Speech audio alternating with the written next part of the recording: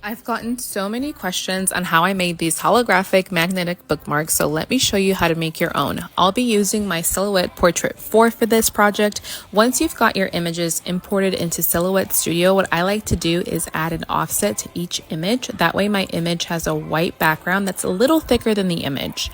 I also like to change the color of the offset to white, and I group both the image and the offset together. I repeat this process with the other image, and I hover over the drawing tool and select the rectangle to make myself a rectangular piece that is going to attach the front and back of my magnetic bookmark. I also changed the color of this little rectangle to white to match my offset. I am now going to duplicate each image and place it above the original one and flip it vertically so it matches perfect when the magnetic bookmark is closed. Since I'm doing this, I'm going to need to ungroup this top image and delete the image and only keep the offset. The reason I'm doing this is because otherwise my image will be backwards and I don't want to print a reverse image as the back.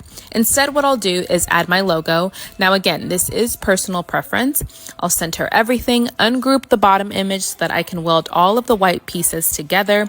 Once welded, I send it to the back so I can see my image again and group everything together, and I repeat this process for my other image. Now, because of the size of my bookmarks, I can duplicate each one for a total of 4 to print and cut that will fit nicely on one piece of cardstock.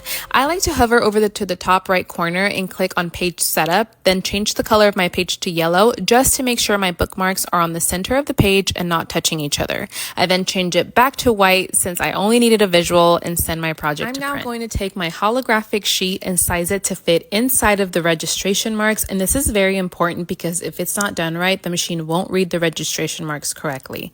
If you want a more in-depth explanation of how I attach this holographic sheet, you can check out my tutorial some videos back titled DIY Die Cut Holographic Stickers, where I go over this part in more detail. I love to use my ES mat because I don't have to worry about my cardstock tearing or curling. Once it's finished cutting, I just lift the cardstock and my bookmarks are nice and straight. Lastly, I take my bookmarks, fold them in half, and I'm going to take one of these double-sided adhesive dots and place it in the middle of the bookmark. I'm then taking 2 magnets together and pressing them onto the adhesive dots, and another adhesive dot right on top of the magnets to attach it to the other half of the bookmark. Press down firmly and you've now got a magnetic bookmark. Let me know what you think and comment the word supplies to get a list of materials used sent right to your inbox.